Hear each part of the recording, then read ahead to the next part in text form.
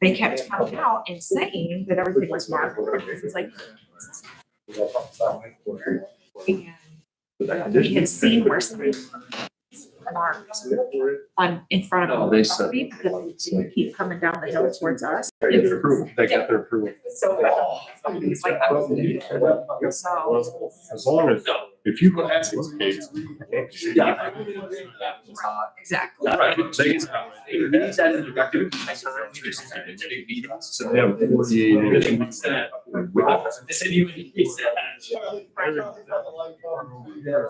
Sometimes.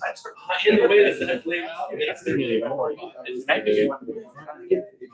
Or you hire somebody with a back truck or trailer. You don't have to do not a back truck.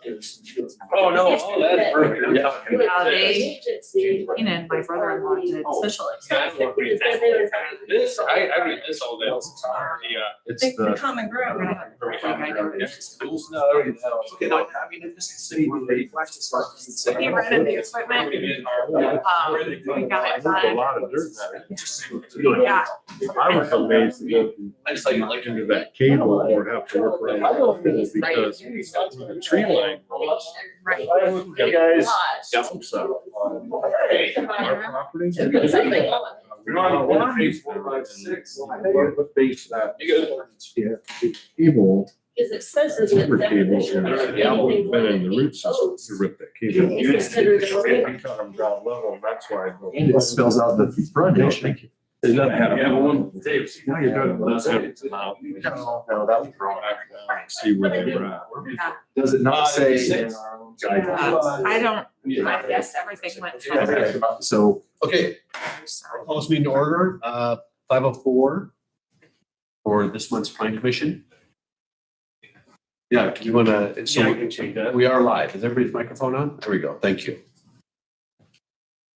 Okay, so we're gonna call to order, roll call, please. Austin Bedrow, Present. Karen DeForest, Here. Andy Laughlin, Jake Bryant, Here. Cole Ridenhour, Christina Kress, Jim Slaybaugh, Yes. Landon Brown, Here. Jeff Rhodes. Yep. Thank you. So we have quorum. We'll proceed. Do you want to run through the opening slides for us, Charlie? Give me 1 second. Sure. Let's make sure this is working. Instantly. Okay. Awesome. Here we go. Okay, this is the information where we get our 9 board members from. It's per state statute. For general information, please turn your cell phones off or to vibrate. Please keep conversation to a minimum and when necessary, as quiet as possible. Meetings are recorded. Information concerning the agenda and applications are available on the table near the entrance. Restrooms are located at the north and south ends of the hallway. Exit is located on the north end of the community center. Please sign in and include a mailing address. Staff presents an application. Petitioner speaks for the application. Members of the public may speak in favor or opposition of the application. Planning Commission members may question remonstrators. Petitioner may address questions and concerns. No new evidence will be presented. Motion is made. If a second is received, discussion will commence. Amendments may be made. Voting will take place, and the result will be announced. Please speak only when at the podium. State your name and address. Speak only to the chair. Be brief and speak to the topic in discussion. Be mindful there is a speaking time limit. The Planning Commission may adopt a first speaker time limit. You ready for the first on the agenda? Let's run through the rest of the our reports and everything before we get there. Is that okay? Yeah, so we're up here. And just for commentary, I want to make sure that we reiterate that just as we get into some more of these larger meetings we've got coming up. Just because we've got the time limit is going to be something important for us, as well as comments coming out of the gallery. Okay. Okay, so let's starting with reports, the chairman's report. I really have nothing else to, to formally announce, but we had another great meeting with HPG consultants with regard to the floodplain. We can cover that more down in the unfinished business, but again, great meeting. They're doing some great work. I think, I'm not the judge, but I think we're getting a good return on what we're doing with them. Great advice and great feedback. Any questions for me on anything else from anybody? Okay. At the meeting. Huh? Who was there at the meeting? And Charlie, me, Ryan, and Brandon. Okay. It was just to kind of understand that we can actually talk about things coming up, but we're moving nicely again. And ETJ. I can say something about it if you want, What's that? which I can address under any Yeah, set. Yeah, when we get down to that, yeah, I'd like Clint to make that statement. But any other questions for me with regard to my report? Okay, let's move on. City County Liaison Report. Austin, do you have anything? Sorry. So the City County Liaison Report, do you have anything? There's no meeting. Really? It's never happened. Any questions for Austin with regard? Okay, Drainage Board. Sure, so just trying to get the farmers up and going first and foremost, and I think we're doing a pretty good job. Got a couple hearings coming up next month as far as raising the rates.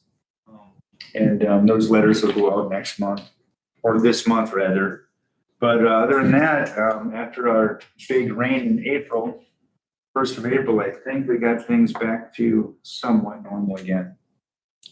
Jim, question, I've been hit up a couple times, just asking on the status of the Sereno project for the Croxton ditch for Lake James people. Yeah, correct. Anybody, any changes? I mean, Not changes. I did get a email from the Lake James president. Doug Atkins. I did speak with him on the phone. Again, there's a lot of preliminary stuff, a lot of fear that things are gonna be changed. However, again, it's still in the process and working with not only the city planner, the city as well, along with, just to make sure that all our Ts are crossed and Is are dotted. I'm the VP on that board as well. Okay, so sure. I know there's a lot of defer concern. to me. One thing I will tell you too, like my understanding is each individual business out of Saranova is gonna be held accountable to do their own water testing. I've already gone over that, but Sure. And there is two major wetland areas. Yeah. One on this side of 69, or one on each side of 69 rather. I believe one of them on the east side Larry installed back in the day. But again, there's quite a bit of filtration going through there, so. so again, nothing's changed from what they've been proposing Correct. testing wise and retention ponds. Correct. Thank you. Okay, good. I've got a question about, on the north side, the watershed storage garages. I had not heard anything about that at all. Yeah, but they're putting infrastructure in. They've cleared the rest of the trees and Okay. we haven't heard that the city's approved that, all right? I'm pretty sure that was approved over a year ago by the city, because that's an ETJ, isn't it? That's an ETJ. Yeah, I'm pretty sure. it was But I approved. did not sign off on it yet until they had Yeah, there's Their drainage hardware on the plan. ground. their drainage plan. Have you seen that though? I mean, they're. Yeah, I thought, I have not. People ask me, it's like, either. we didn't think that was approved, to build. Adam Carpenter's doing the dirt work. going Okay, straight well, off memory. thank you for that knowledge. And again, I've been. I remember when it came up in the city meeting, it's been at least a year ago. It if not has more. been. We did it 2 years ago where it was rejected. They were given preliminary approval to, to do their. Was that one rejected or the one right next door, which was the cement? That one. Oh, was yeah, the yeah, one that was rejected. Yeah, that, the commissioners. I don't think that the storage. I think. They had approved the building. Well, again, it was to do with drainage on my part. It was their retention pond that they cannot outlet to the north Right. onto another neighbor's property. I know they talked about buying another property and I guess that kind of stuck through the, Big pipes. again, if they did, it's approved only if they contain the Right. water on their own property. And I don't I just don't remember it ever seeing anything I don't else either. come back from when I thought that it was approved. I'll definitely do some research on that first thing this morning. They haven't came back to the drainage plan for it. They have not. I know they haven't. All asked to. Yeah, because that may be a. Susan's not president.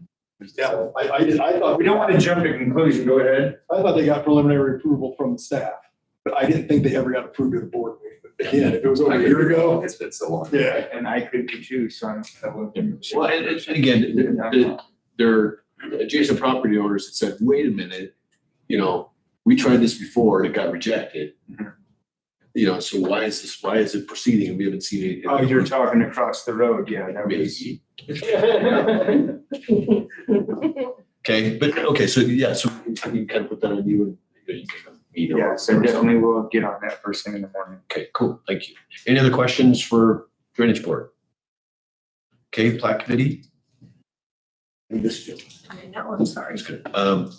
And yeah, but we had your assistant that helped and we got through everything on the Plat Committee. Do we have anything else for? We've got two more that are actually ready to go to be set up. I think it's gonna have to be next week, obviously. Me and Clint have a conference we gotta go to, but yeah, just sometime next week, whenever you guys are available, I figured to hit you up. You got one in the wings that they're gonna try and apply. It seems straightforward enough that figured the main thing would be getting it on next week to get in before the commissioners. Usually I try to go for Monday, Tuesday, or Wednesday morning, because the commissioners won't, or the commissioner's secretary won't put anything on the docket after noon on Wednesday. But I just want to compliment you on getting them, so they, constituents bring them to you, you get them on the board, we get a meeting and we approve them, so there's no lag. Yeah. Which I appreciate that. Okay. So good work. Any questions about Plat Committee? I mean, if anybody else would like to serve on that, we didn't change that up, this year after the election. The other thing is that. Yeah, but I'm willing to, if somebody would like to serve on, I can give up my spot or, either way. But it is, it's a tip of the spear, I think, in this whole development process. And that's why I feed off their ears. Exactly. But anybody you're welcome. If any, we can let people know if you want to just come and watch what we do. Again, seeing how the maps are developed and how we approve them. I'm thinking about the Okay. earth setbacks. Any other questions about Plat Committee? Okay, BCA. We have one on the docket on Monday, and it's just for a road front setback. On Lake James, lane 150A. I mean, it's, Okay, good. I mean, they're very simple. I mean, it's just, yeah. Okay, good. We're glad. It makes it a little easier on you guys. Yes, makes up for the big ones that we get. Yeah, there can be no other. Any questions for Board of Zoning Appeals? Okay, moving on to unfinished business. First thing on the top, the ETJ. Clint, you want to give us just a? Yes, I've got to be somewhat cryptic because there's nothing formalized in writing or anything, but Andy, Commissioner Laughlin, as you all know, basically volunteered to take on the role since he spends a lot of time with the mayor at these mayors and commissioners meetings. He might be with him tonight. I think there's something going on down there. Basically, it seems like we've come to a firm agreement and understanding, and just for personal, if it truly unfolds this way, I'm very happy. That is one of the things we talked about tonight with the update committee or the update. Consultants. Yeah, HPG. So we're talking about ordinance update, and that's one of the things they were handling. So I think Brandon would really like to get something in writing. So I said, let's give it a couple months, see if it works out. And then maybe, August, September, after Labor Day, whatever, we'll come to them and say, we like how this is working out.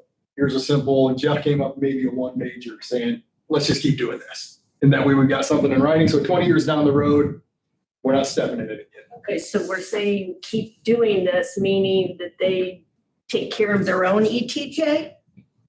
I can't say, Yeah, but I'm happy. If it happens the way they say, if it happens the way they say it's gonna happen, I'm very happy, yes. Yeah. So that's I mean, an affirmative, but I know you can't say I it. can't say. I would say that the loggerhead has been jurisdiction. So, That's a very good way to say it. they know what An entity has stepped up that's actually in charge, and it looks like. That is good to hear. But I still, and again, and I'll add this is, that I confirm to them that we still have options on the table if it's, the nuclear options. If they stop, Eliminating altogether, or again with. we take it over, Right. or as the county, I shouldn't say we. That's kind of the county. nuclear option, as we stand right now, but yeah, it's the loggerhead, the right Okay. people have said we should do this, so. Okay. Okay? Okay. Any questions for Clint or, again, just sitting in on that meeting? So just a couple months from now, we'll revisit it. I said, like, or- because I know if you talk to your daughter, all this summer's a nightmare and it's all right. Yes, So I'm assuming Yes. Labor Day or after about then is when we're gonna breathe, so that, okay, and it's just, I just came up with that arbitrarily. okay, I just wanted to know when we would check back on it. And again, everything is, our commitment was before the end of the year of this year, but it was supposed to be last year. Yeah, Yeah, so again, we're doing the right things there, okay? But it's a nice movement, good. okay? Any questions? Any other questions about ETJ? Floodplain ordinance, kind of the same thing. Where do I want to start? Yes, Brandon, if the state comes down on us again, Brandon wants a copy of the letter they use, and he says he can buy his time, if nothing else, to get to the point where we can agree on something. We have been trying to, and everybody that's involved got an email. We're trying to set something up for the 13th. We're gonna send out another email, try to get in the morning. You got it in your notes, right? Before we leave for conference at noon. Yeah. So we're gonna try to send out another email. The only response we had from Ben Smaltz is Assistant Kevin Todd. So we're gonna send out that email in the morning to everybody again and say, here are those who responded. And then we would like, for instance, Jeff knows Tony real well. Karen knows Dave over in LaGrange. Yep.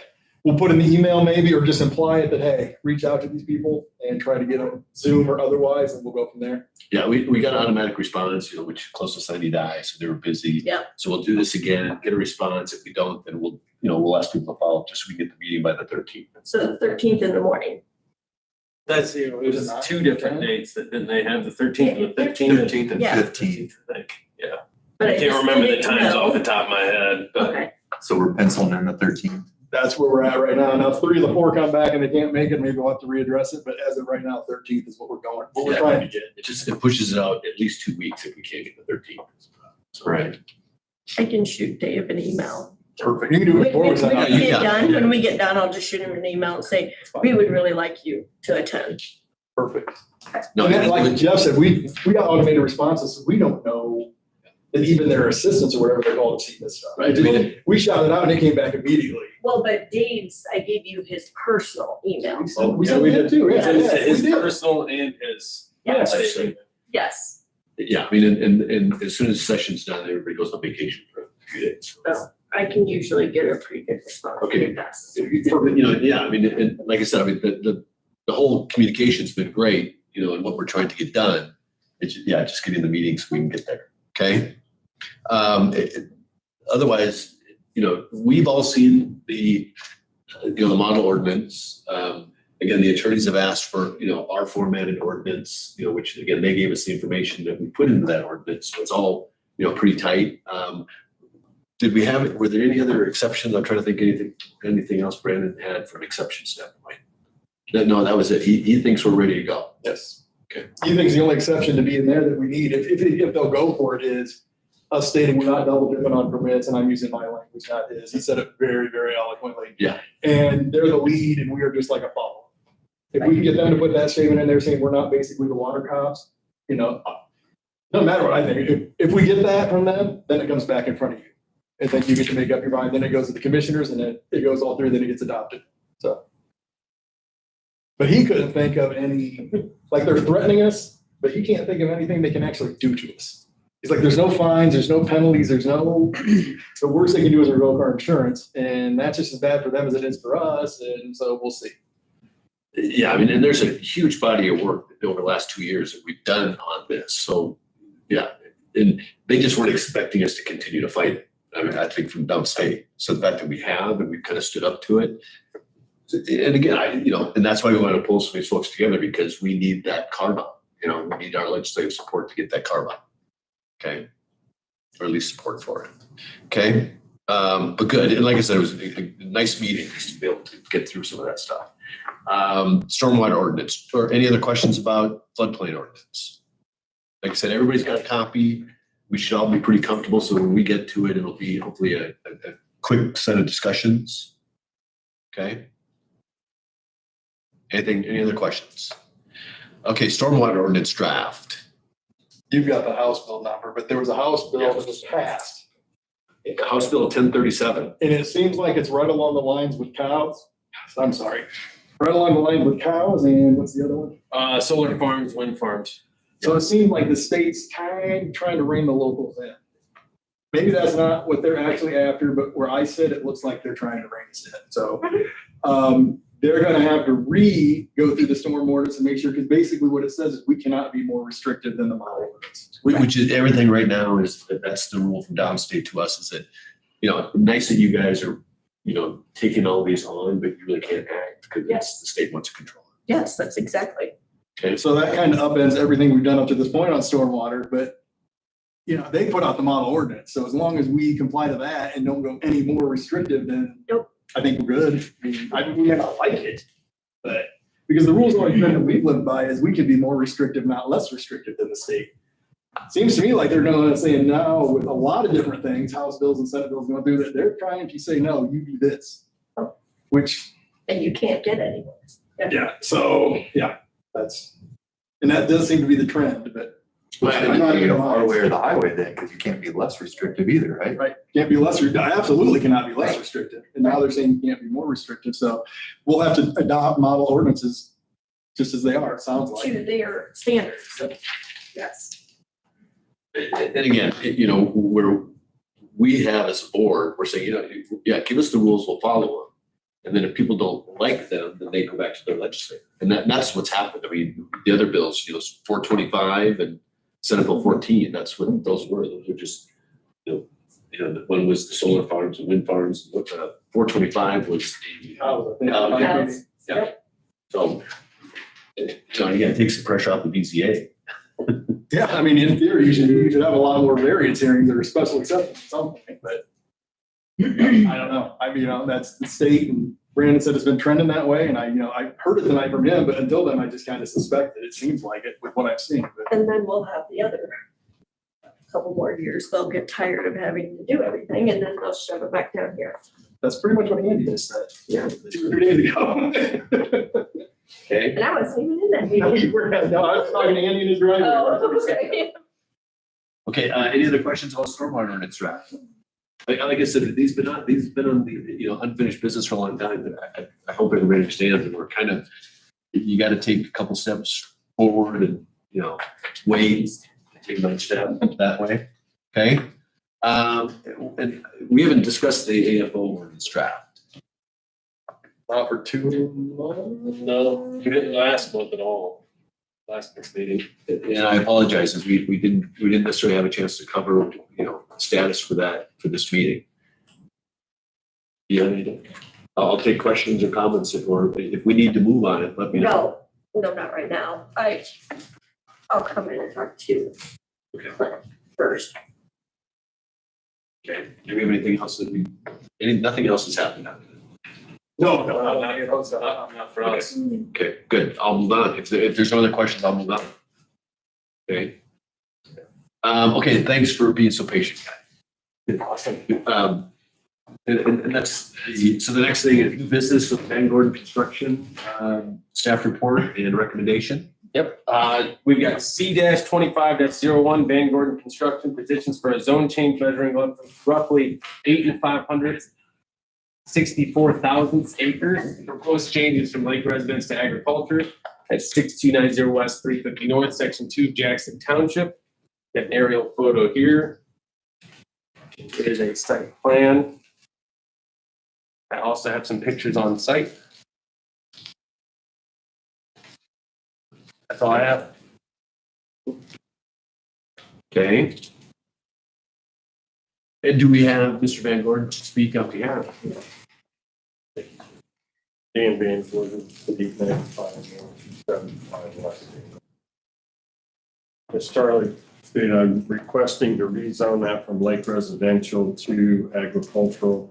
When we applied for this complex originally through the BZA, we were granted a positive go ahead. We had a year in litigation from one of the lake owners filing an appeal in court. That was eventually resolved. We started the complex. And we did all of our design for drainage. Our retention areas, the rear, in the middle of the center island of the buildings were phase 1 and 2 will meet. All for the water to shed off the buildings onto the earth and absorb all it could before it went to the retention areas. Lake residential requires that it be guttered downspout, and that forces the water fast. One of the biggest concerns, other than people driving around the lake with motorhomes and pulling big boats and such from a lot of the lake owners in the original request for it, was drainage. They were afraid we were going to flood them out. So we went back. Bob Shear is here tonight from Rowland Associates, did the engineering for me. And that was our whole intent. And I said that in the BZA meeting, and I found out through Charlie that even though I stated that, the BZA has no jurisdiction to change or steer away from what the ordinance requires. So that's why I'm here, to ask for a rezone to agricultural. We'll let our runoff go onto the ground, absorb all it can, then drain to our retentions, and then go. Okay, That's all I got. okay, thank you. Any questions from the board to start? Just looking at some satellite images, looks like, is it semi-permeable surfaces, driveways, or is that asphalt? Or I'm sorry, concrete? It is concrete, okay. Around the rest of the building. Everything slopes to the retention areas. It's all either 1% slope, 0.75% slope. And we presented it maybe in this plan. Around the buildings is gonna be grass. Yes. Yes, where the runoff will be off the buildings will all be grass between the buildings. Okay. And then, I'm sorry, anybody else? I get them. And then the roadway driveway, or the roadway is concrete with curb, right? No curb. Okay. I'm thinking of some of the other ones. Okay. Any comments, questions? All right, question for Jim. What's your thoughts on, I mean, to me, water falling from 12 to 14 foot up, it's gonna make more of a impact than funneling water through a downspout. Sure. So I guess for me, this is right in my backyard. I did drive it after a couple heavy rains. Water's doing what it's supposed to do. It is pretty sandy soil around there too. And I know that his retention pond, I believe, is to the east.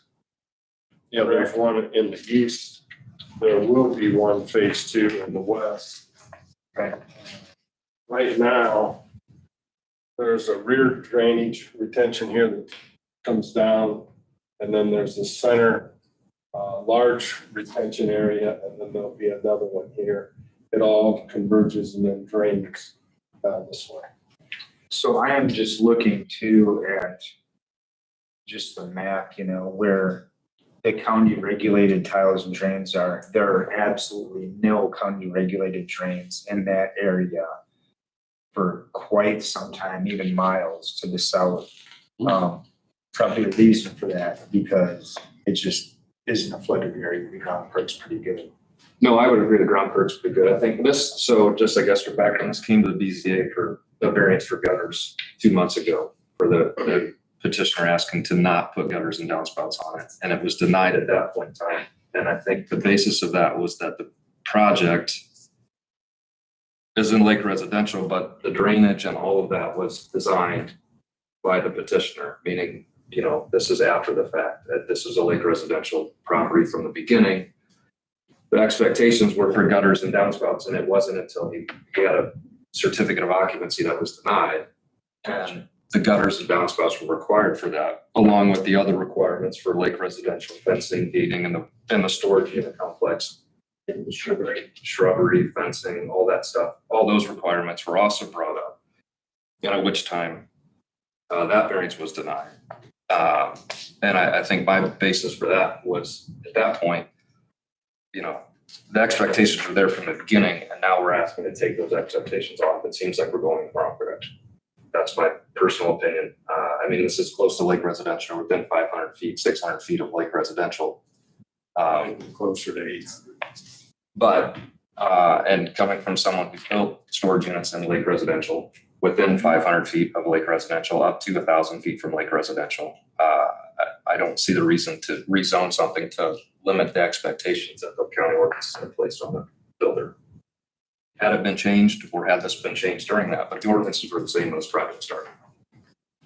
That's where the BZA came from. So just given the background on that side of it. And I agree with that because that's what we found. It seems that we'd be going less restrictive, and Clint, I don't know, I mean, if we go to ag, we lose height limitations. So then, Whatever would be, yes. So It's you like when would- you do, well, it's when you do a rezone for anything, whatever's allowed in that zoning would be allowed. so then you're taking many of the restrictions off of the property, and at that point in time, then we really have no ordinances that would. The only thing I can say to that was when it was approved as presented. So I would think whatever he's got planned now, if he sticks to that, he's stuck with what he presented. Now, if you ever went to expand, then I think that would pay him. I mean, correct me if I'm wrong here, but that's my logic. If you ever went to expand, then yes, you're 100% right, it would take all those restrictions off the table.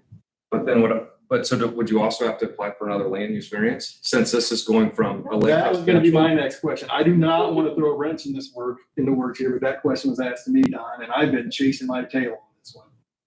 If it was He's approved- operating under a use variance, under lake residential. Now that he's going to ag, I was asked, what do you need to do use variance? And I've been looking in the book and I've been thinking and I had no answer. Well, it's already, we got construction, we've already approved, the plan's been approved, correct? Yes, And there's construction exists. yes. Yeah, I don't think. So it doesn't matter that the zone changed and then the boxes. No, the next phase, it's a little different story, but this phase, no, Okay.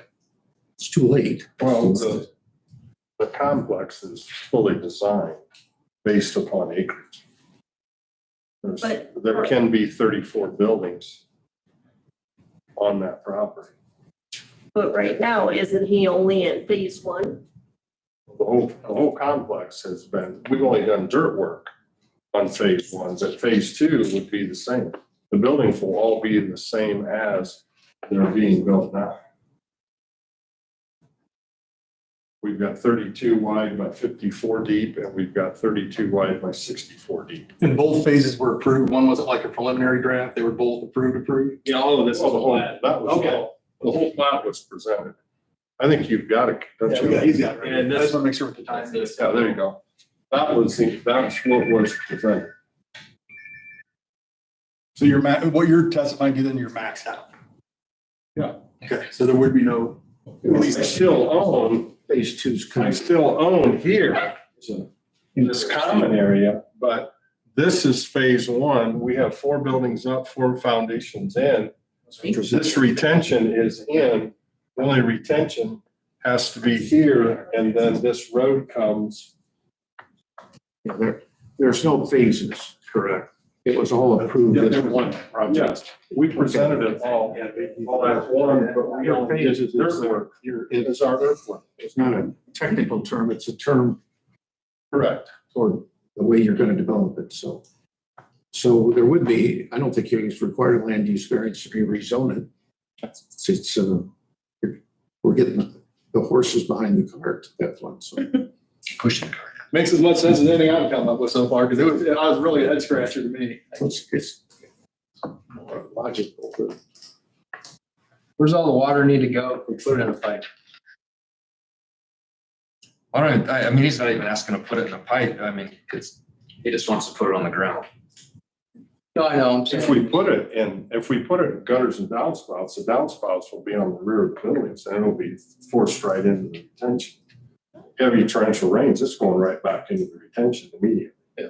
If it comes off onto the ground, it's gonna absorb before it's on a single slope between buildings from front to rear into it if it comes off. That's the way all of our other complexes are. We have no problem. We have one at Clear Lake, we have one at Crooked Lake. We've got 70 barns in the one at Crooked Lake. Jim's seen it. He's seen how we've done all the retentions and maintained. This year's been a battle because of weather, we finally were able to get foundations in, and now we're gonna start doing dirt work, seed, straw, and topsoil placement.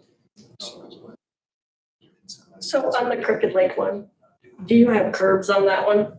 We have storm sewer that runs down the road into the retention, Okay, so, but no gutters on it. It's set up the same way. okay, Rather than running down the road, it runs into a storm drain along the curbs. And then it forces down into, but it's still off all the buildings. It can absorb into the earth before it ever gets. okay, so do you have storm drains in this one? No, So, but it's the same drainage plan running down off of the, or off the building onto the ground, then it's the same slopes. I mean, Bob can speak, he designed it all. There are no pipes for the transmission of stormwater. Yeah, you'd approach, thank you. Sure. I'm Bob Shearer, I'm with Roland Associates.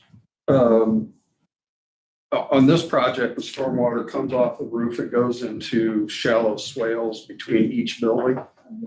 They discharge to the back to larger swales that eventually go into the detention ponds. There are 2 major ponds and then I think 3 satellite ponds. And there are small overflows going from the smaller ponds into the larger ponds.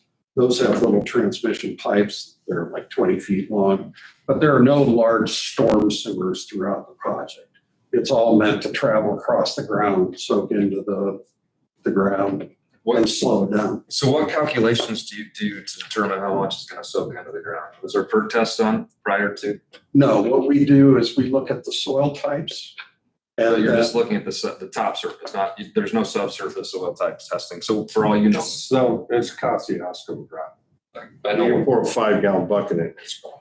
So what's the negative effect of putting gutters on it? it speeds up the runoff. Right? But it's still Speeds going, up its but it's going to the same place, correct? Yes, but it is going to the same place, it's just going faster. It seems to me that when, and I could be wrong about this, that when the ordinance was created for lake residential, it makes perfect sense to require gutters and downspouts because you have closely spaced lots. You have a pond, a lake, very close to it. And what you don't want to have is people discharging their stormwater onto their neighbors. In this situation, though, that's quite a bit different. There is no lake that immediately that we can discharge. You're not worried so much about your neighbors because we've got it controlled into us. We design swales. We've done that on all these buildings. That's not something that you can always do in lake residential, right? So that allows us to create a drainage system where we're trying to keep the time down as slow as possible so it can soak into everything. The technical lake residential would require you to tile it to a lake or a pond. So this isn't even the same. This is just gutters and downspouts essentially. The lake residential in Steuben County says that if you have to tile in to the lake. What about backlots? Backlots don't count. But they're no different. They're They're gonna discharge right out onto the road, which is gonna run right across the road, which is gonna run right down, and there's no design. I don't disagree. Okay, so we've done a design to slow the water. That was the whole intent, was to slow it down. That was one of the biggest concerns of all the lake residents that came in here. One, they didn't want motorhomes. They didn't want motorhomes and a lot of traffic around the lake roads because they walked their children, their dogs, and they didn't want to be flooded out. And I put Bob to work and he did that. okay, so why can't you put gutters and downspouts and let it go into the swale that's behind the? What he just said, it sends it fast. And then it doesn't allow any absorption before it gets there. Okay. And is there a concern that it would overflow the retention then? It just channels it fast and we're trying not to do that. Okay. Jim, I mean, I don't want to put words in your mouth. What I'm interpolating from you is it's not a concern about the downspouts. It is not, because again, well, your downspouts, you're gonna generate everything to one pipe going down, where now you're sheeting it off the whole entire roof. Okay. And it's hitting the grass or it's hitting the ground. So to me, that's not an issue. The thing that becomes a potential concern to me is Lakes Residential committed to all of the things that go with that as far as landscaping, et cetera. We go to ag and Clint's not here, or there you are. I'm here. If we go to ag, then none of the landscaping features that have been committed to are now a requirement, There are fewer requirements. right? And I don't think there are any for ag, yeah. I never want to say any when I do. Well, the use requirements would stay, wouldn't they? the use, I mean, you would still, for mini self-storage, whatever you want to call it, you would still have, you don't have the landscaping every 10 feet because you're not, but it would be adjacent to lake residential. So you would still be required to put trees on the property line adjacent to lake residential every 10 foot. But you're, I've seen your projects before, they're quality projects. I mean, if we go to agriculture to meet the water side of things, what are your plans with meeting the other requirements that are in the lake residential landscape? That was how it was approved, but I mean, we presented everything at the hearing. It's all in the minutes. So if We we, intended to do. if we go this way though, then it takes it off and we got no leg to stand on as far as enforcing it to, the landscaping features I that mean, basically what I'll say is if it's not a requirement, then there's Yeah. basically nothing to enforce. Yeah. I understand. But I think if you look at our projects, we're not a fly-by-night haphazard complex in any of them.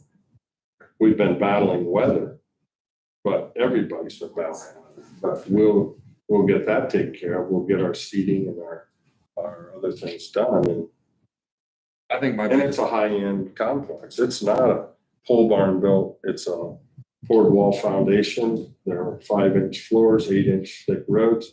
I would build it all so that it would be a long-term complex, and it's all stick frame. Most of them are all finished, heated, controlled, air conditioned, dehumidified. my biggest concern is at the last meeting when you said that you weren't doing any of the rest of the things. You said, I presented it that way and I'm not putting fences in, I'm not doing landscaping because I didn't present it that way. So So, we didn't present it that way. but there was no exceptions that were applied for.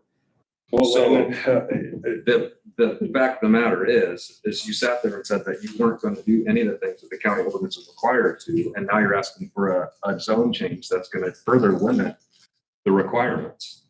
So that's where I have concern, because as Austin just asked, are you going to do the rest of those things? And you're saying, well, I didn't present it, I'm not going to do it.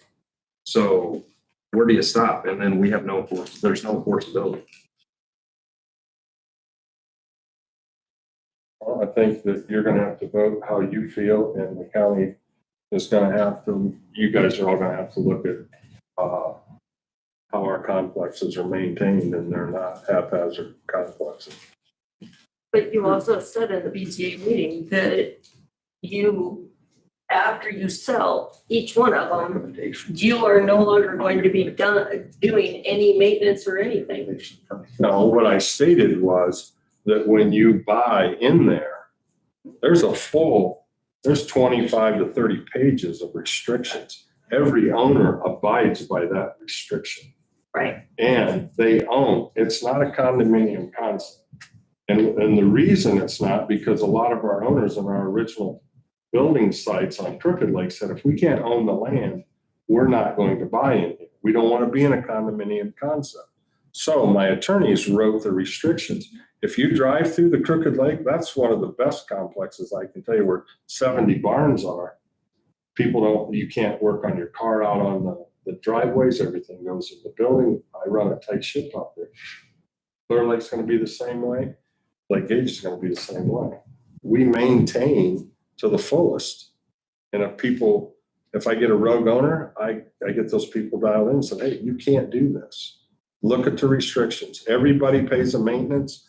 Nobody's required to mow their yard. They pay a maintenance every year. So we plow the roads, mow everything, take care of everything, spray the weeds around the buildings and in the cracks of the driveways. We edge the driveways and the road.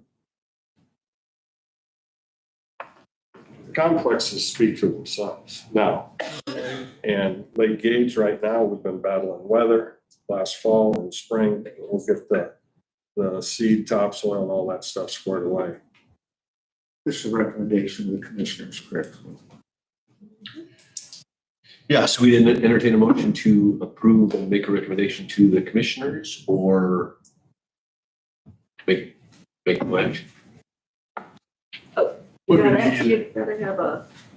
Yeah, no, Is so, there yeah, anybody- no, so, yeah, so now it's, so have we answered all the questions here from the board? If we've got any questions from the audience or against, yeah, you can approach, absolutely. Are you Paul or are you the Lakes Advisory Board? Which one are you? You might want to be both, state of both. Paul Longville. Address 6730 West South Lake Gage Drive. Dan, this is mostly going to be questions to you, just so I have a better perspective where some of these things might be.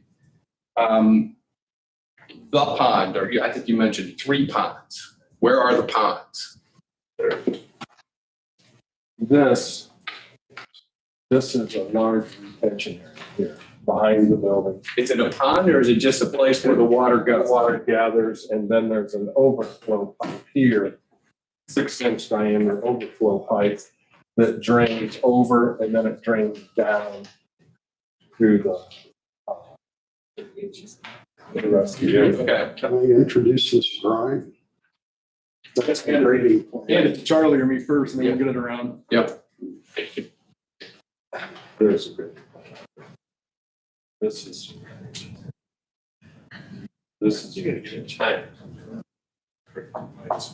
Here now.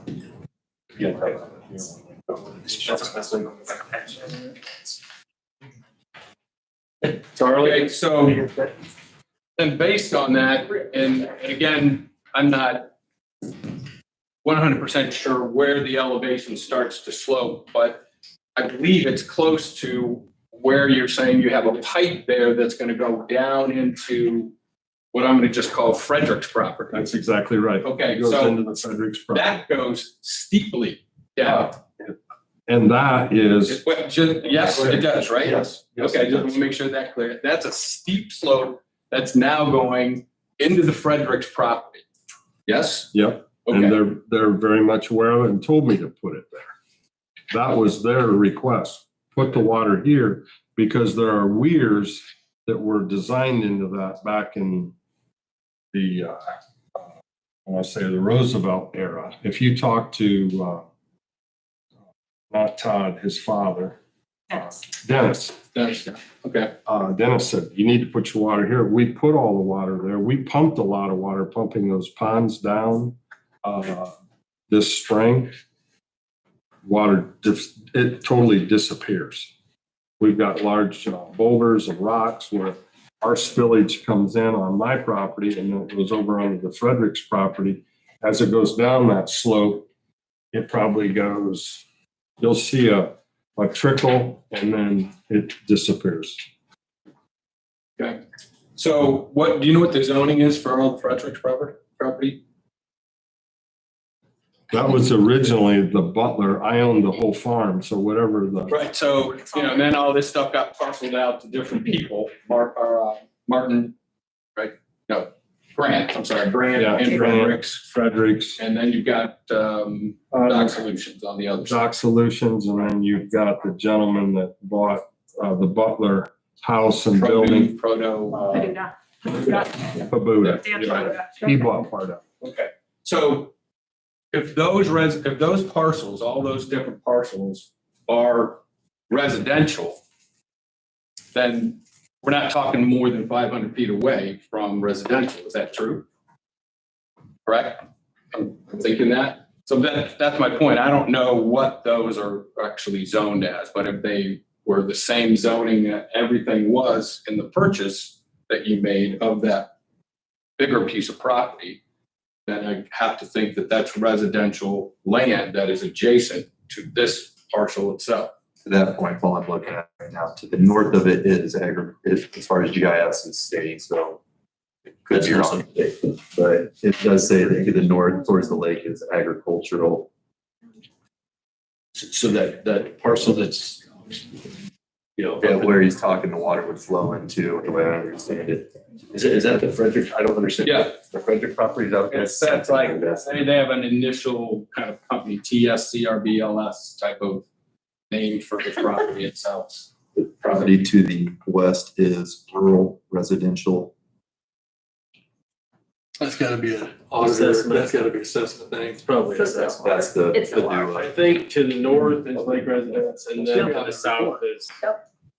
And Yes, and it's in the staff Yep. report. And I guess, so do we have, Okay. is there a concern about the topography there then, as you move north? Is that what you're saying, Paul? No, I just wanted that clarification made where, where we said, well, we're really maybe 800 feet from Lake Residential. And if I have to understand then whether Frederick's land is Lake Residential, that abuts to this property. And I believe then you're saying that it actually is Lake Residential. So,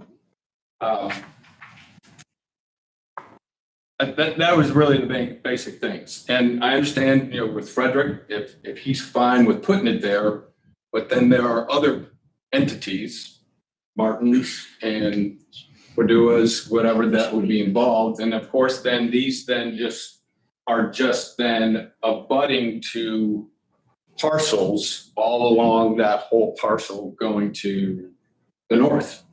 So again, those people would be subject to, again, if there's. Charlie, were they all notified? Were they all? They were all. Okay, so Yeah. Fredericks have no problem. I've spent several times talking with Dennis Fredericks and Todd, and they both said, this is where we would like you to put the spillage, and we did it and it works.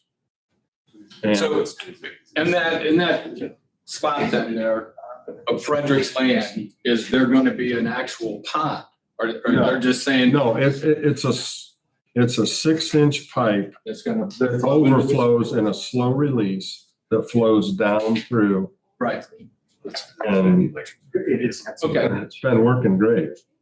But again, to my view, again, it would be, if there's not any engineering that's going to say what is the amount of flow that property can take off of your property, if nobody can come up with that number, well then, you've said it yourself, we've been fighting with the weather. We're going to fight with the weather from now on. But we've had no issues from what we've been There's back. a pretty big gully going down in there earlier, Well, but I know you hadn't got it. That was before. I'm sorry, You can ask questions. I'm sorry, I got carried away. I'm But sorry. you don't get to argue with each other. And again, we can have it, these are important points for it's important to understand. Yeah, I agree. Thanks, Tom. Okay, so anything else? That's good. Okay. That's good, sorry. Okay, no, I appreciate it, Paul. Thank you. Any other comments from the gallery, opposed or in favor? Water seems to be taken care of. My only comment is, like I was kind of getting at before, it kind of seems backwards. Feels like this should have been something that we addressed before. The ground was broken and the water, great. Sounds like Jim's happy with what they're proposing. But all the other criteria that they signed up for when they stopped all this, not like residential properties. Okay.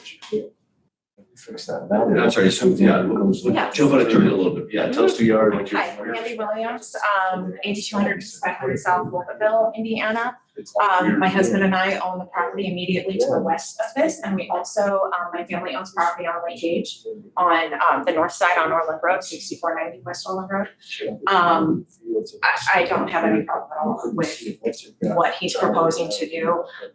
To me, I know we can get nitpicky about things, but to me, this is just like a practical solution, right? The ground isn't gonna absorb the water. This is, we just put a driveway in, immediately west of his. We didn't find a rock. We literally found one. My husband texted me a picture, like, he was really hoping to find a bunch of big rocks for our landscaping, and there aren't any. It's just sand. It's not mucky. Anybody around the lake can tell you the only reason they have nice green lawns is because they irrigate the heck out of it.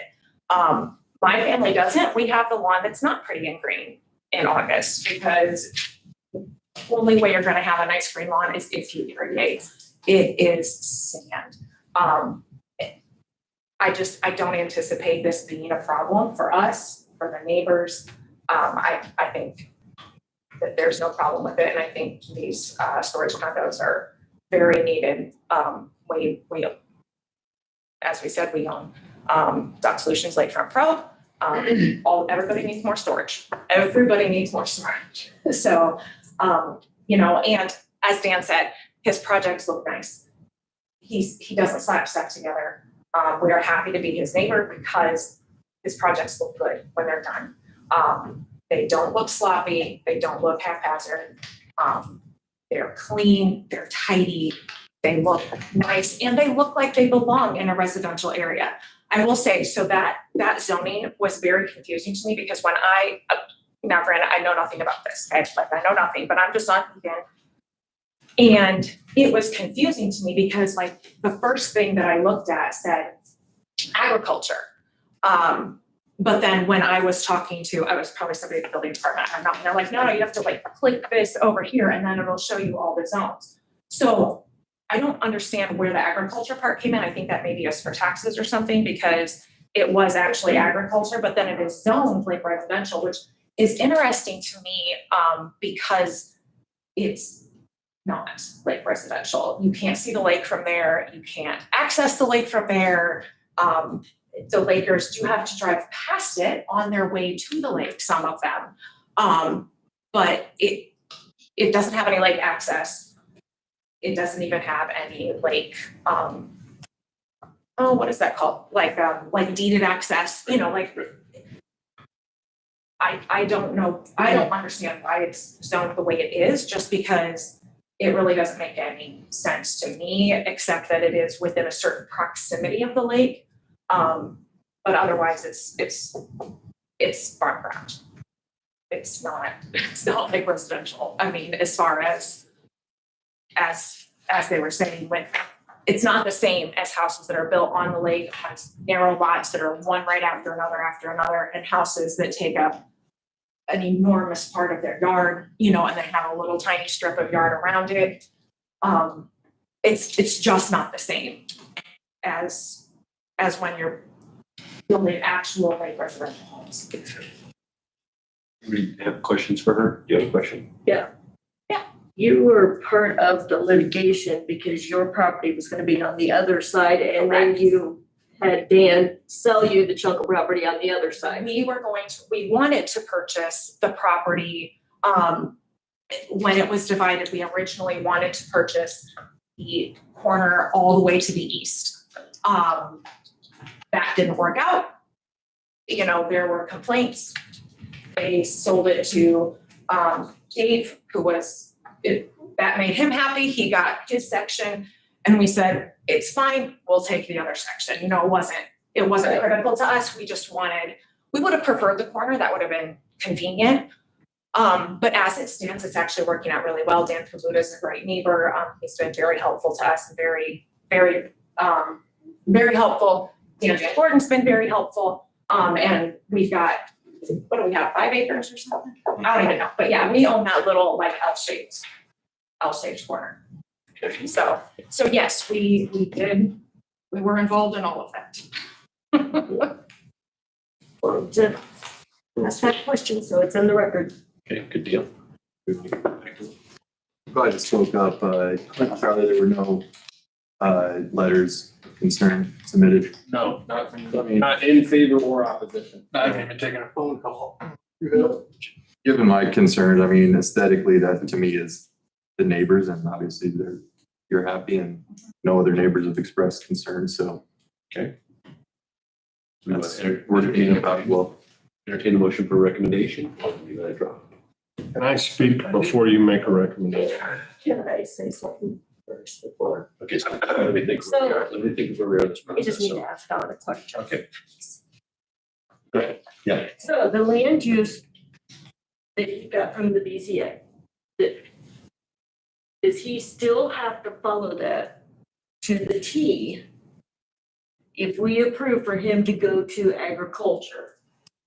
Or does it kind of dissolve it and it's only what's regulated in under agriculture? I think the plan he submitted and has been approved, he has to follow. It, So that means he has to put in the trees, he has to put in the fence, he has to do everything except now, no gutters, no downspouts. You disagree with me, Cliff? No, I wasn't. I was just listening. I just wanted to make sure that I we think know when we vote that he still has to do, he's bound by the previous decision. okay, It's precedent set. okay, I just wanted to make sure. I have a question too for Don. Okay. Because you can count, there's 6 of them here tonight. Tied vote doesn't matter. We have to re-vote until it's something like yay, nay, or no, right? Don't they have to come up with something tonight? Well, they. Because it's a recommendation. Or without recommendation. So if they can't agree, I would say it would be sent to the commissioners without recommendation. See, this is a little bit different than what you've seen in the past for options. Yeah. No, and yeah, we've not hit the middle of the road with too many things. It's usually you don't have 6 at a, that's usually a BZA issue where you got not enough people. but- Right. No, I appreciate everybody's diligence. So, okay, so if you've heard enough, Dan's offered to, make another comment if you guys want to accept that, but I think we've closed the discussion at this point. Okay. So do we have a recommendation in the form of a motion?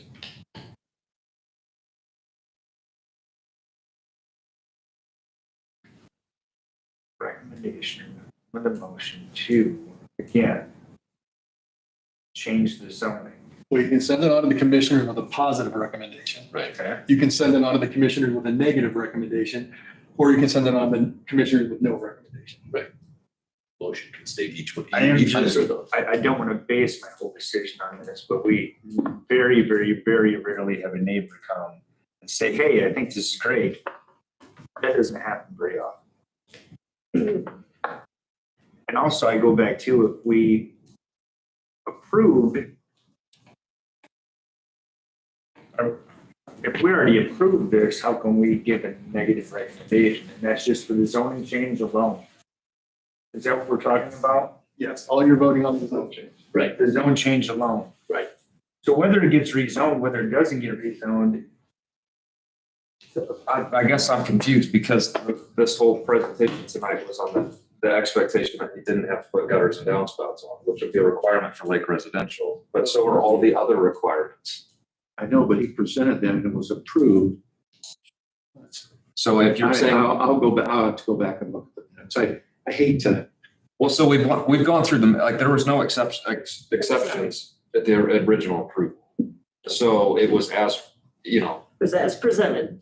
not without with exceptions. So, but now if we're saying that if we go to lake residential to ag, now you're saying that you remove the gutters, then you would selectively be removing other ordinances that would apply. I'll go back and look at the motion. I don't have the documents in front of me. I learned a long time ago. Better keep your mouth shut. Yeah, this is tricky. I haven't scratched my head on this. I don't know how we go from lake residential to ag and remove a condition, but not remove the rest of the conditions. Well, all I can think of is Don saying it's as presented. If he presented it on his plan, then he has to stick to what's on the paper. If he did. That's why I Is asked what that you're saying? question. That's I why think I that's asked what the I'm question. interpreting. He has to do what he I don't presented. know. And I don't know what he presented off the top of my head. My memory, I can't tell you what he presented. The plan's been going. Oh, I don't remember. I had Tara send me the minutes and he did not, it was presented as presented from the BZA side.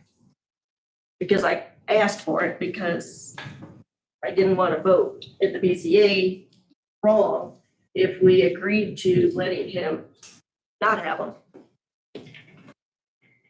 And I mean, okay, so there's another option then, to table it so that we can get more feedback from Don. If you guys don't want to make a recommendation to either. I would feel more comfortable that way. Okay, you can make a motion to table. I don't, Okay, yeah, I'll make the motion to table this until next month when we can get information on what was presented at the original BCA meeting for the land use And specifically to, to all the restrictions, or if there was any exemptions, I guess I should say. okay, Well, Motion. may I ask, interject? Sorry. May I ask the petitioner, would you be willing to record a covenant that you'll comply with all the terms except for the, I want to hear the minutes because I stated a lot of things in that original presentation of the BZA. And so therefore, I want you to hear it. I want you to hear what we presented, and we were granted a positive vote as presented, as what I presented at the podium. So I'm all over, I'm all open for that. Because I stated at the podium that we weren't gonna put gutters and downspouts up. But it's what the documents that you provided. the question, Document. the question, he said no. No, so let's table it. Table it. Let's. a motion, is there a second to table? Yeah, I'll second. Okay, so it's a motion to table until we can get, further information from the minutes that outline, what is all stipulated. How does that happen? Are you guys gonna listen to them individually? Is it something we sit here and listen to in a meeting? We just do the paper minutes? How does that? Are we in discussion? Yes, Yeah, yeah. now. Well, yeah, and again, so, okay, hold on. So we've got a motion and a second, so now I can open up for discussion. So you can make a point of clarification as far as what's required to fulfill the motion. Right, that's what I would like to know. What do you want to see from us? And is it at the meeting, or we just handing stuff out individually and bring it to the meeting? Or Well, we could go by what was for minutes. just the paper I minutes is mean- what you're asking? No, we've got those, right? I mean, if you're Yeah, writes it okay, and they've been verbatim, approved, I mean, yeah. it is. These were way before my time. Well, then it was Charlie that did it. I wouldn't say they're verbatim, but they were approved. And we still have recordings on? Yes. We still have Okay, so yeah, so we, I mean, again, either way, we can fulfill the requirement you're asking. Right. And the seconder, that's okay as well. No, Okay, this- any other discussion on the motion to table? My only concern is, this may be a concern or a statement, like, With regard to the tables. yes, I don't want to be a committee that's, here's where I'm at. If Van Gordon presented things, it was approved, it was given a solid recommendation. It was designed by Rowland Associates, which is another very, how should I say? Okay, and you're Reputable kind of firm. getting. Like, how can we say no all of a sudden and put a stop? Well, no, And I don't want to be the no, stop no, no, committee. No, You know what I'm saying? nobody's stopping. They're looking for clarification. That's why it's a motion to table. So, Okay. yeah, so you can have your. Okay. That's a- I'm not saying that he can't keep Right. on building. No, and that's again, Okay. yeah, we're. And no, I just. Yeah, hey, just wait, yeah, we're just, that's what, the motion to table is so that we can answer these questions with Okay. data. Okay. And that's a good way to go about this, okay? And the motion, the second are good with that. So let me go. The minutes, No, no. well, I want some clarification. No. I wants to have the minutes. Or what, They can discuss. Yeah, and I understand, and again, and we'll clarify after the vote. and you listen to the minutes and you'll see as So, I yeah, present. and that's, and again, I agree that that's what we need to do, okay? So all those in favor of tabling signify by saying aye. Those opposed? Aye. Motion passes to table, okay? Thank you. Does that make sense for everybody? Yep. Landon, you look. Sure. And again, the discussion's over, yes, we know, we have our action taken.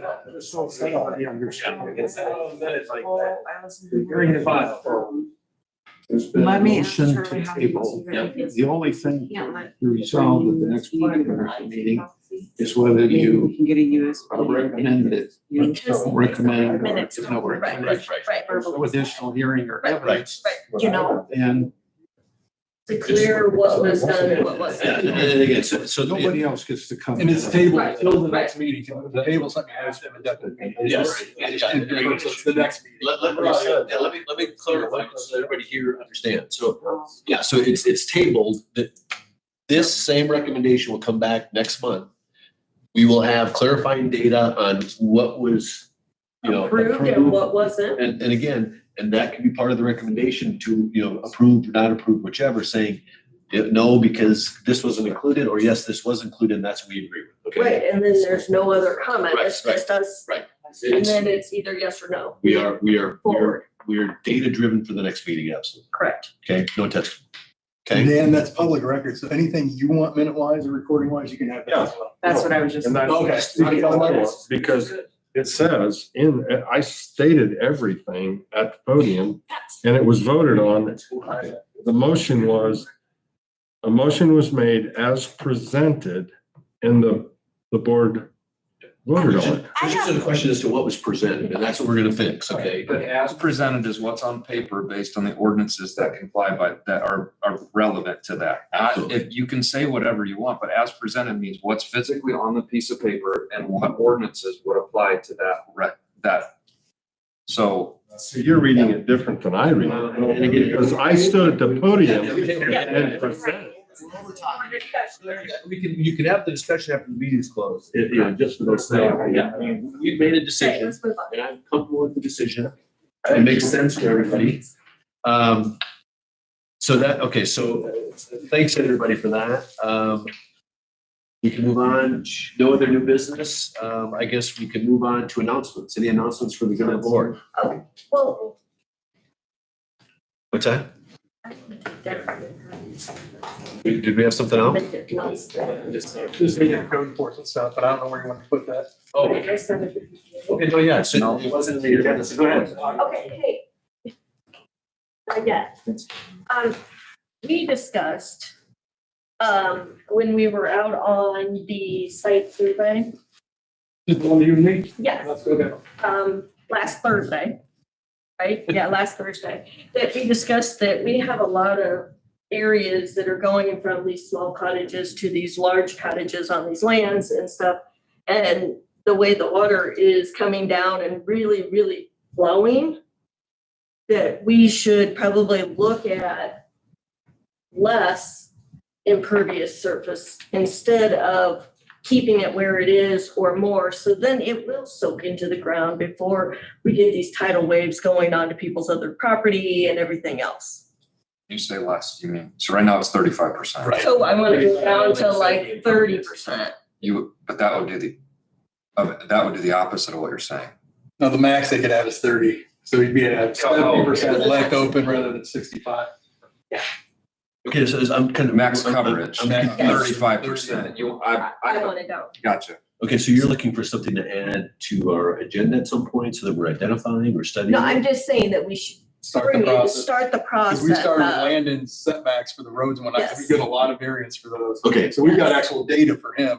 This is something we've had issues with. I think you're 100% right, but we're gonna have to find out maybe a formula. We're just using that term Right, variance. I know, but I just, Right, I 30. see a lot of people, even around the lakes, and I've gotten a lot of complaints. Well, and let me stop for a second. I'm just, where does this fit into our agenda right now? Okay, so. Well, because it's an ordinance that this is where it would come up, am I correct? Don? Yeah. Okay, so let's. But the chairman's saying, Well, he said new business, he said new business, that's why, I just, We've been here for, an hour and a half, I mean, hour. I know, and I'm sorry, but But I let's put it on, let's just, put it on the agenda for next month. yes. You're right, it needs to be done, and I think 30 sounds right to me, but I think we need to justify it. Other than that, I think we're ready to go. Okay. I mean, I think that, 'cause there's two others too. We're looking at the well, it's not 4.4C anymore, but we're looking at changing the backlot from 150/20 to something else, whatever that may be. We're looking at Landon's road front setback, this, I think those three kind of mesh. Okay, well, and again, so let's discuss it and have that on the agenda, because I think that's a worthwhile conversation, okay? But yeah, I don't know where it fits in here. I just wanted to stick it in there, so Okay. then that way it was somewhat. Okay, so we've got some other unfinished business we'll add to the Sorry. evening. Go ahead. Well, I wanted to bring it up as we've had, I've talked to Landon about this, I've talked to Karen, I probably talked to all of you, about that. Landon's been the most recent. Maybe we have I don't know what the proper word I want to use is, but code enforcement. We get $12,500 a year. Cody has recently resigned, which now I hate him, he's just but it's gotta do what he's gotta do, which is best for him. So what we wanted to start tonight, and I had, Charlie and I were gonna go straight up, if you ever watched the movie Step Brothers, we were gonna go the straight up prestige worldwide type presentation here tonight.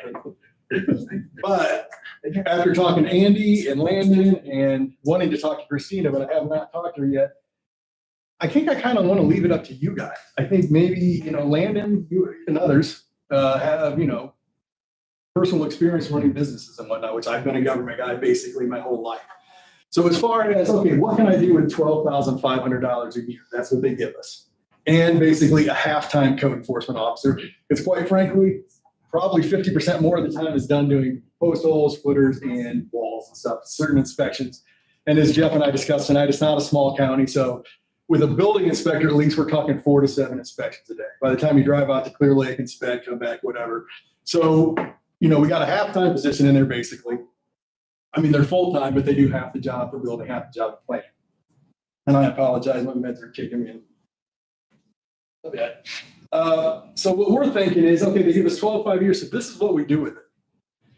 Normally it's been 2 tire days, but they've been so successful, we've moved it to 3 tire days. And the concept there is we get those tires out of the ditches and out of the garbage stream and whatnot. They're not going to collect the dirt. They're not going to collect the water. There's not going to have mosquito. Tires are bad. They're not going to catch on fire.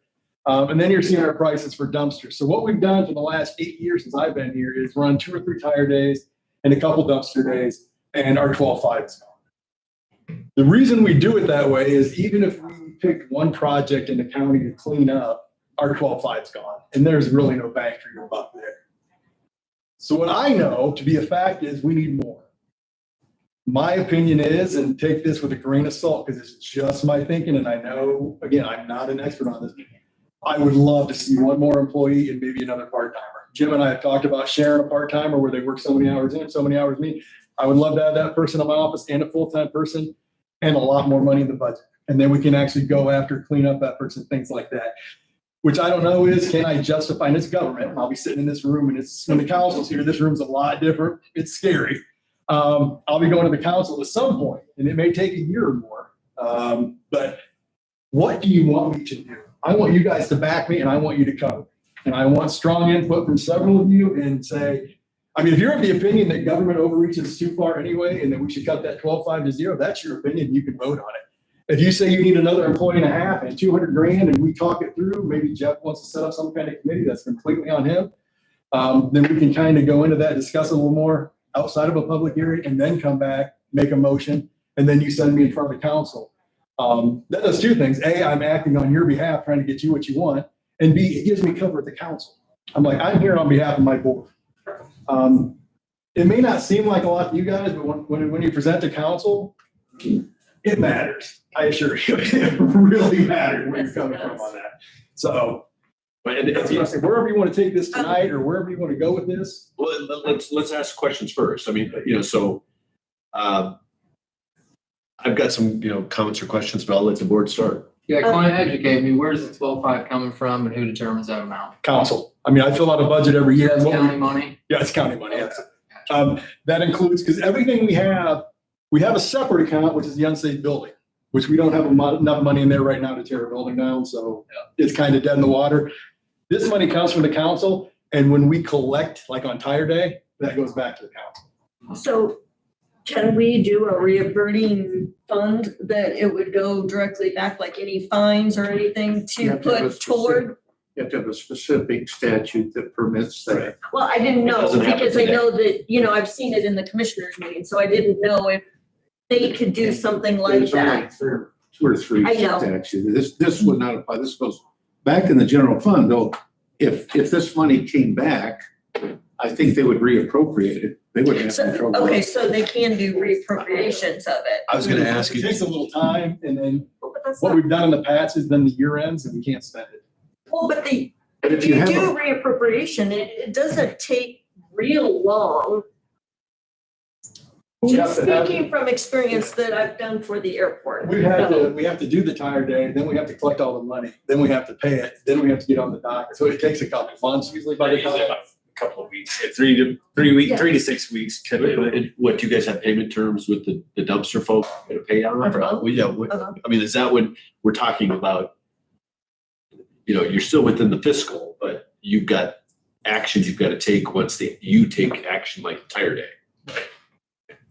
So yeah, it is doable and we have done it in the past, but like I said, once you get into the summer, fall one, by the time you get the money back, spending it again. But can you encumber that? You could if you had a specific project. Yes, that's what it is. Well, Right. We have to have a Okay. committed project. well, but if we're going to do tire days and we do it every year, why couldn't we use that as an encumberment? You could encumber it, but. You know what I'm You saying? don't have tire day in January. Well, no, but I mean, but if you show that you will have this bills routinely, you can encumber that because that's, I mean, I'm just asking the question. You have to have it's supposed to have, the auditor is supposed to have an invoice. Yes, yes, And we've never had that because it would have to come after the tire day technically, because that's how we get billed. right. I'm just thinking maybe you could lock them in as for the dumpster fees. To lock them in and get an invoice in December to be able to encumber that money. Or spend it Do in. you see what I'm saying? I And agree. then spend later on in the year, but you already have an invoice for those. I don't know. I'm just asking the It would have questions. been great if Christina was here. Right, right. She could probably answer that way better than Let me. me tell you, if you're talking about encumbering in Yeah, I'm just- January, February, and then spending it in February, or March, or April, or May, or June, you'll have, I know, I'm just we asking. won't, but you will have the council all over. Right, right. No, and that's, we've addressed the same question about a number, I mean, even, fines and, when, Yeah. that it goes back in the general fund. So, you're not, it's not necessarily raising revenue. Brandon brought some good points. I don't know if that's what you're Well, that's- speaking to, but you brought some good points up on that. But I guess my point, so backing up just a little bit to my point, or to where my thought was going in this was, we're a complaint-driven county. Right. So if somebody doesn't go in and fill out a green form or a paper and makes a physical complaint, nothing happens. Well, I think we're getting to a point where we need to be more proactive because we're growing rapidly and we're having all these other issues. Where, if you, to your point, would go and have an employee, that money comes back in the general fund funds your employee. We don't have to appropriate it. It doesn't have to be set up. It's an employee, and it's expense, right? But you would then, and it does take time, right? Because it's fine based. You're generating fines based on what we have. But I think what we're on the verge of being reactive instead of proactive when we come to this stuff where if we don't stop before it gets out of control, like then, and I don't want to be like, hey, I'm not trying to say that we need to drive down the neighborhood, but you go to Fort Wayne, you go to larger cities, they're code enforcement, they drive around and they give parking violations, I can give you, and I'm sure anybody in the building department can give you a list of complaints, vehicles parked on the outside of house, all kinds of things. RVs. That we would much rather have cleaned up but if we let it slide and we continue to let it slide, we're just in a nasty. That's probably the most phone calls I get are from people. It's like going, have you guys seen that? Nobody's built that, they got that barn is falling down and, it looks gross or it's unsafe, and I simply say, you know what? You're right. The county needs to appropriate more money to be able to take care of that stuff. And we could be the tip of that spear. Absolutely. So Clint, tell me then too, I know when, the guy who did the job before you did, Frank, we took down a lot of buildings and my company did a lot too. Where did that money come from? Did they have to? It's from the unsafe building. What happens is if they pay it back, like if you take a garage down off the back lot, it's got attached to the front lot, they're not gonna want that house, that lake house, and that garage go to tax sale or sheriff sale or commissioner. But we did that before. I've Right. already taken down half a barn. And then they paid the fine. The last couple ones we've had have been like backlot, standalone garbage houses that cost 15 grand a piece to tear down. They didn't pay them back. But you, They didn't pay it back, but we don't have the money. but the county puts the lien on that property, correct? They did. It didn't get paid It still because doesn't get nobody paid. wanted it. So now I basically had to sign off saying, I know I'm not getting my money back with the auditor. Gotcha. Which we had a pretty good suspicion of before, but that house had to go. It's been decades on it. It's been in front of the commissioner since the 90s and they tabled it. And we finally got it taken down. It had And to go. I know it'd get pretty heated sometimes. I mean, Oh, yeah. Frank would always say, hey, you want a deputy there? To any of us, like to make sure, the homeowner didn't get shot. Well, last time we did that, the deputy cited against us and we couldn't tow the cars that we could tow. We had about 16 cars we were gonna tow from a. It's a clear blatant violation of our ordinance. True violation. We get, Tyler and I went out there on a July day and the homeowner followed me around and was not happy with me for about a half an hour to an hour while we were tagging these cars. He was trying to move them off to a neighbor's property. And Tyler came back with a deputy and Bill with Bill's towing. Who we have a letter of agreement with based upon our ordinance that he does our workforce for free. Right. Yeah. Oh, wow, nice. Yeah, and, yeah, super nice guy. Andy, now he's a council person. Now, the deputy said, I will not let you take these cars. You can't do it. It's illegal. And Yeah. I talked to Don and Don said, no, it's a civil ordinance. You can do it, but Where was the sheriff on this? the deputy was on site. I didn't talk to RJ about it. That's, I mean, that would have escalated that in a second. That I said, I don't, you know. So what if I mean, we, that sugar or bitter or whatever. Yeah. so what if we request, say that our board says, since budget time's coming up, that we would like you to request from council for code enforcement, An increase of. 25,000. That was kind of one of the steps I was thinking that we might take. And then if, because I know you have to go and talk to them and you answer all the questions from the council and you have to do all that. So we, Should, on those days that you have that appointment to answer their questions, maybe several of us, you know what I'm saying? And that's why, and this, the good thing about this is, this is Several of us budget time. This isn't anything outside budget, so this would be perfect. So several of us can come with you and say, we're on the board I was gonna go a and step we further. suggest You that get- he does that. these people that are complaining about it, I mean, again, I think everybody's seen or heard or has a complaint, right? Or bring the complaints with us No, that's to give to them. the council doesn't care about, I hate to say that, they don't care about what we recommend, but if you've got a list of constituents that are there, that'll take an action. And if I've got the board backing and it's legal, I'll do anything. I love that. I know that was just a number. I would assume as far as. I was just 25,000, thinking doubling it I- just to see I if they know, would even bite. I know the building department can easily burn up $150,000 a year, Sure. easily. Oh, yeah. And, I mean, $200,000 Well, no, and again, Right, and- right. but that, in condemned buildings. But I'm just seeing if it would be somewhat, I mean, if they only want to give him 12,500, then, I mean, it's sometimes where you ask and you don't get, and then they take away. well, Oh, yeah. I mean, I've seen that quite frequently. so let me make a recommendation, we don't need to set up a subcommittee, I think, No, could you come up with, a number, based again on what we can accomplish in a year? Not just tire days and the dumpster costs, but, also, cleaning up some of the blight, and that's what people call it, right? So that we get a certain amount done, because again, you're not gonna find people that can do the work all the time. There's not gonna be the time to do the work every time. So can we come up with a formal request that comes with the number and then bring that back here, we can refine it and then take it to the council before budget time? I mean, just sitting here with raw numbers, the short answer is absolutely yes.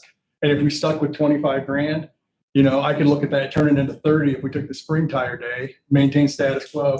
After that, re-encumber, then we've got the 30. What that gives me is we could still do everything on the board and probably clean up 2 properties.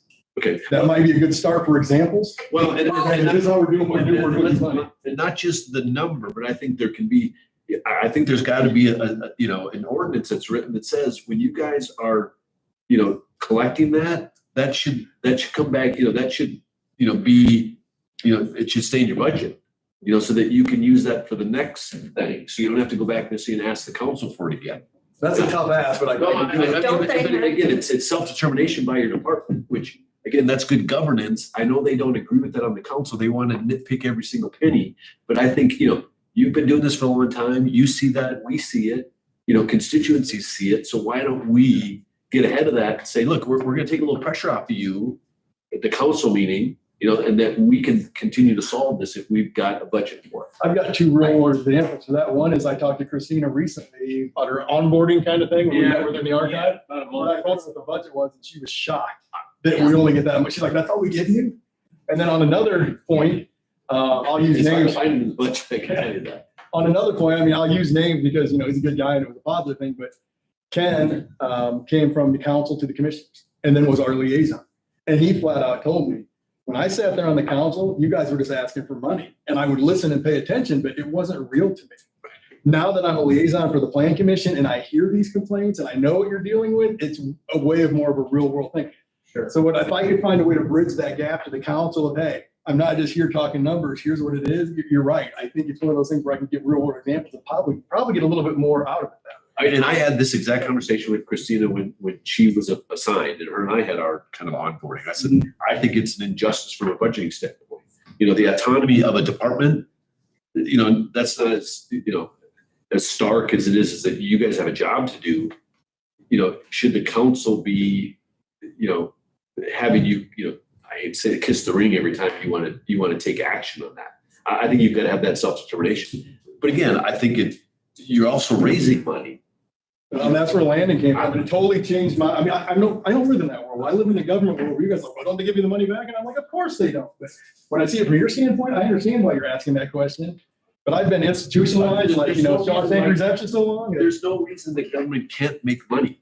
I just, I'm very good at it. But there's good people that can help with that governance. That's what I'm saying. And you've got some really smart people on the council. They just have never dealt with this concept. Right. Exactly. And I think we've got Dan Caruso's here a little bit. We've seen the mobile homes across the street from him and whatnot, some of the stuff that took us. Because quite honestly, if they listen to me personally, and I'm not going to cover up the mic to sneak, but we do what you see on the board. And then the rest of code enforcement is bluffing. That's all there is to it. We're sending letters. We send maybe 2 a year to you, Don, and we don't try to overclog the courts because, So we send a couple to Don a year, which takes time. And the neighbors and whatnot don't like to hear it because once I turn something over to Don, it's got to get on the court docket. Usually there's a continuance of some sort. It's months, if not years. Did you get any further with the state on governing the water's edge or enforcing it? Yes. No, but we got further with the consultants on a plan to what we're going to do with it. Okay. So I'm happy. I'm not as happy as I am with the ETJ, but I think we're on the right track. So I'm happy with the water. Are you going in that idea that enforcement raises money? Not necessarily, just the amount of people that are on the water's edge that pay crazy property taxes and that money comes to us. And again, we are a very I get conservative the state. mix of it. We're a conservative county. So where's all the money going? Well, that's not what I'm asking. Ambiguity, but. You're gonna get, your timing's terrible because next year they're gonna have less money. Yeah, I know. I've been told that as well. I've heard they're That's what we got. budget cuts. But the thing is too, I found historically, and this is just again anecdotal evidence, it usually takes the full year to get it. So if you want it in 2026 we start now. That's not. No matter what the budget tells you, it's gonna take a year. And again, there's some, I think there's not just a budget standpoint, but there's a governance standpoint that to give your department some autonomy. So the sheriff's department, when they collect, tickets, or, revenue from permit or from fines and things like that, does that go to the general fund? Do they get that again? You're talking about state? No, the county sheriff. Or any department that is, fining or making, getting revenue from their action. They're with one exception, everything goes into the general fund. See, I just think that it should go. I would back say to the too, that if you came up with a specific project saying, we want to tear this down, this is an eyesore, one with pictures to the council, you'll get an additional appropriation. They've got money tucked away that's not appropriated. And especially if you take in a commissioner with you. No, I think that's a perfect approach. This deals with junk and debris specifically. Right. We have a different account that deals with tear down. Right. And there's money in there, but not enough. We couldn't do anything right now with it. So I would suggest if we could figure out what all the complaints are, because that's the majority of the code enforcement, that to clean up the bad ones and add this into it. I know that we can't do an ordinance and say anything that we bring in money, it automatically goes back into that. I know we can't do that because we have to have the appropriations. You can't. It just takes the commissioners we have to write the ordinance and the commissioners approve it. As long as it meets, state and constitution requirements, then it can. Again, self-determination for is good governance. And then whether or not they do it, I don't know, but. That's what's great about having this board's backing when I walk in there. I'll have a lot more confidence. You know, and if you guys want pictures, we just go through Holiday Woods and click, click, click, click, click. Exactly. Well, that's what I'm saying. So then that way, when you go in there and you go, I want 50,000 this year instead of 25, or instead of 12,500, like you've always been giving us, then you can say, this would clean up this, this, this, and this. And if you're giving them those pictures and saying what you're going to do with that money, I think maybe then instead of it always just being dollar and all they're doing is looking at dollar and dollar and trying to make sure But the they return on the can investment. spread the money correctly and have everything balanced. I think with that, then they wouldn't get as many complaints, neither will the commissioners. It would be proactive, like Landon is saying, Well, let's instead of being reactive. let's use the example here for the surveyor. So he's collecting, fees for. Yeah, but they just started doing that. Okay, but Yeah, I mean, because they figured it out. That's what I'm saying. Yeah. This is a good example. Yeah. So there, he's got, his enforcement, and then, he's got the ability to update his drains and then, raise fees on, where they've not been charging enough. But that goes into what he's able to spend. It goes into a specific fund. Right. Or a Yeah, specific it's grant. But that's what we're talking about here. I think- It's money going into a specific fund, and if they raise the money, then it should stay in that fund. I think ultimately though, the goal would be to appropriate enough funds to increase staffing in the building department, and code enforcement specifically. The staffing's not gonna happen this year. I I can try agree. it, but I guarantee. No, it's not I gonna agree, but we're going in that direction, like 12,500 is not that much, $25,000 but it always looks better if you can say, look, Justify it. I can justify this, but here's a way, I can also make money. Get I'm not more just done. wanting to spend money. Right, Here's a way that let's work in this direction yes. to be able to, add a Get code things enforcement done. employee that. can This may be actually- small to some people, but this is huge to me. All those yard signs that you're not supposed to put up, Yes. it's against the county. Yes. I even help them. I'll grab them all the time. They have all bark and no bite whatsoever. You can call the people, tell them not to put it up. Internet service, and they put them up there 12, 15 foot high, you can't get it. We got a backseat full of signs right now, and mine chief and Charlie got busted. I got a bunch too in my truck, Signs, you know? And yelled at him and videoed him and then reported to the commissioners. Yeah, and then they're like, That's what we do, it's right over there. They decide to throw them away. Told him I told Can him you to give get them back to him? I did. I mean, if they, I'd say, yeah, they're in the office, come get them. Yeah, we offer, if they want to make them. Bring them to the highway department and, let them pick them up there. I think it's an enforceability too. I mean, that's stuff done. When you have a direct ordinance violations and you have no authority to enforce it, what do you do? It took us, how many hours? How long did it take to get the dogs out of the house? Oh, yeah, yeah, that took forever. I had like 14 coon dogs. Yeah. And then they were by the golf course when you hear them for. Okay, so Next door. Christina's husband, Jonathan, came in front of the commissioner the other day, and I believe, Don, they didn't sign something, I think they signed something, we're good, right, on that collection thing? And I talked to Andy, so basically what happens now is, if we go to court, and Don wins, which we do, but if they don't pay, now we've got a collection option there as well, it's already through the county. So we still have to follow the process, and it is timely, but on those, like, we got one out there that hasn't paid, I don't think you get a dime out of them if you squeeze them all, but they haven't paid yet, but it's something else where we have another thing, whereas if we do up the ante on this, no pun intended, and we go to try to do more official code enforcement, we do have a collection process in place through the county already that we don't have to reinvent that wheel. I mean, there's a return on the investment, I guess, is the way that I look at it. And that's, there's plenty of examples that we've outlined in the county before, they have a tower that they spent money on and then sell it back and because they don't want to make any money on it. But the guy that owns the tower is making a mint, the county can be making that money. Don, is it a ordinance violation? Is it justify lien? Well, we get a lien, but then there's a mortgage. Usually these people have a mortgage that has priority. Right, but if we just put the lien, it does, because technically, a lien would never. And we've got some money over the years. The lien, people refinance and they realize they have to pay the lien in order to get refinancing. Right, I mean, that's, it's simple things like that, right? I mean, it takes longer to file the paperwork than it is, and it sits out there for maybe 4 or 5 years or whatever. Leave it judgment, it's a lien on all the real estate they own in the county. And if we know they own a real estate in another county, we can record the judgment there. Most of these people just own real estate here. And like I said, there's usually a priority mortgage. Okay, so that would be, then that's the that's the proof to the council that you can raise the funds. I mean, and again, you start, you're going to get, you're gonna get reimbursed for it. You're gonna get the money for it. Well, those that go to like commissioner sale, right? That would toast. If it goes to commissioner sale or tax sale, it eliminates all liens. Yeah. So there's, yeah. But that's pretty far down the road, right?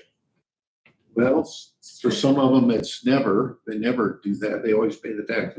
Some of them, they're always potentially on the tax sale list. I hear that a lot, yeah. I don't know how that works. Whether those people that come in to invest come in all the time to look because they don't know what they want's gonna be out. Yeah, and you hear that they're on and off. I got a check in my pocket, tell me what's gonna go for sale. Exactly, right. Okay, I mean, again, I think this is exactly what we should be working towards, just to, support the work you guys are doing so that it's political, fewer complaints, but as long as there's a return on investment, and I think that return needs to go to the department. But I also think then the commissioners and the council people will see a reduction, possibly. I'm not saying it will, but maybe a little bit less if they get more in the budget, so then they can do these things. Which again, it's a slippery slope, because I'm not raising taxes, I'm just adding fees to everything, and that's, and again, some of the council are going to say, no, I don't want either of them. But we've got a lot of work to do, and I think that's the thing that this demonstrates. Okay? But I think unless anybody has a different idea, I think we work to put up, some numbers and justification for it. We discuss it and then make a recommendation through Christina to the council, right? Have her represent. I'll have to present, but yes. Well, Yeah. do you? Oh, well, as far as I know, I always have. Yes. Here, by statute, actually, the commissioners present their budget, which they just pass their budgets on to the council. That's the traditions to be done. So The council then has them come in and justify their budget. Right, okay, so no, but it can start with the commissioners as well, Oh, yeah. right? The commissioners say, we are writing an ordinance that says we want A, B, and C. And then the budget can go to council and justify why, we need A, B, or how we pay for A, B, and C. No, That ordinance may have to be passed by the council and the commission. Right. But again, if it comes as a recommendation from here, I think that makes sense. But like I said, for the council, it's purely liaison, but ours would be to the commissioners. You can go council. We can make a recommendation. Not a real recommendation, but you can send me and present. Okay. Like I said, let's put that on Christina. Yeah. She's good at it. And I didn't think I think she was in agreement, right? Yeah, well, I think so, but politics, right? Okay, good. I love these discussions. Any other questions for Clint? I have a right to have a right to my opinion. But no, this was a good idea. Anything else, Clint? No, I'm dying. I Okay. want to leave and go lay down. Take some more. I will, I absolutely will. Okay, so we can move on. Any other announcements, commentary for the board? Those in favor of adjourning signify by saying aye. Well, we don't have to make a motion. Oh, yeah, I'm sorry, make a I'll motion make to that adjourn. motion. Motion to adjourn, a second. All those in favor signify by saying aye. Aye. Those opposed? We are done. 6:45. 6:45. I'm the oddball lately. You have run me for who I am. Mr. Van Gordon enjoys the argument. He did last month at the meeting. He's awesome. I love that stuff. That candy. That's awesome. Take the bag. I got a bunch more in my Are car. you serious? I will totally take that. It's sugar free.